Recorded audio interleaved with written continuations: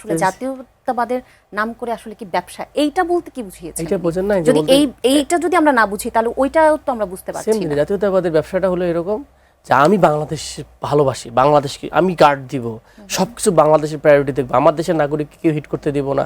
আমি জাতীয়তাবাদ মিন্স কি, বাংলাদেশ ফার্স্ট, এটাই তো মেইন। সবকিছু বাংলাদেশে আমার ছেলেপেলে আগে পাবে, হ্যাঁ, এটাই জাতীয়তাবাদের মেইন মিশন। কিন্তু আমার লোকরা মারতেছে, আমি কথা বলতেছি না। খেয়াল করেন, আমার কি বর্ডারে হত্যা হয়নি 4 মাসে?